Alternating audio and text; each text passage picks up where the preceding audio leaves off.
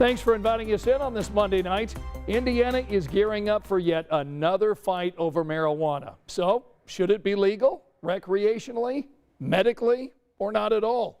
As lawmakers prepare to debate these issues during the next session, we want to dig into what the proposals are right now on the table, the different ways other states have managed to pass legalization laws, and how Hoosiers are responding tonight. But we want to begin with a little context about this ongoing fight here in Indiana. Over the years, state Democrats and Republicans have tried to pass different measures to legalize marijuana. They've all failed. Right now, getting caught with weed in Indiana could land you up to 180 days in jail or a $1,000 fine. But the Marion County Prosecutor's Office doesn't go after simple marijuana charges, and they haven't since 2019. State Democrats said legalizing marijuana will create jobs and be a boost to the economy. And they point to polls showing 80% of Hoosiers agree with legalization in some form or another.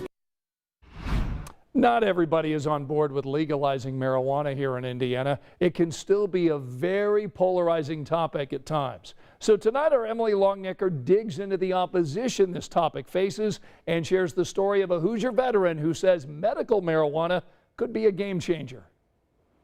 As a veteran of the United States Marine Corps serving in Desert Shield and Desert Storm, Jeff Staker has never backed down from a fight.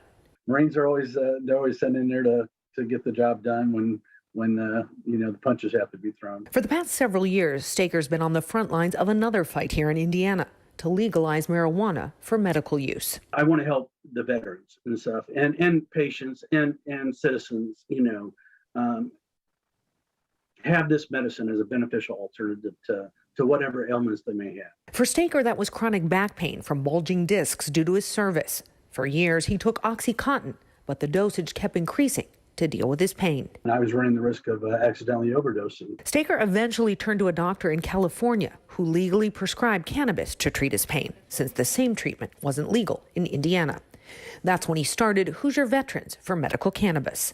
Chronic pain is obviously one of the biggest things that our veterans are turning to.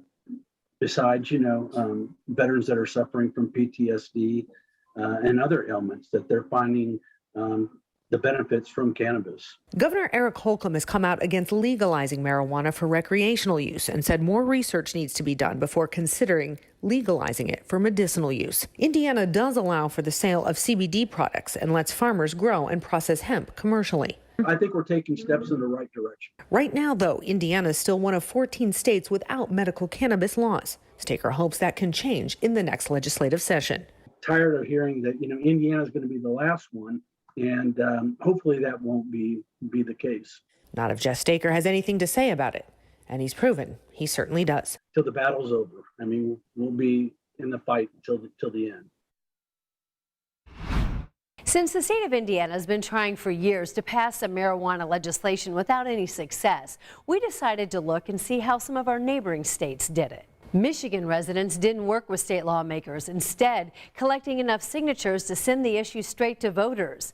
In separate ballot initiatives, Michigan residents overwhelmingly voted to legalize medical and recreational marijuana. Now keep in mind, we can't do that here in Indiana since our state constitution doesn't allow it. If you look over to Ohio, voters there rejected a ballot initiative. But then Republicans decided to tackle the issue anyway and managed to pass a medical marijuana bill through a conservative legislature with a Republican supermajority. Now keep in mind, their law is strict with only certain medical conditions that qualify. Right now in Indiana, Republican lawmaker Jim Lucas is working on 2 legalization bills. One for recreational adult use, the other for medical marijuana. He's hoping for at least a committee hearing, touting benefits like drying up the black market and bringing in billions of dollars of new revenue. We're not controlling it right now. You can get it in schools, you can get it in prison. So to think that we're controlling it right now is being disingenuous. You can hear more of his interview with our 13 Investigates reporter Sierra Putman right now on WTHR.com. And that wraps up tonight's big story.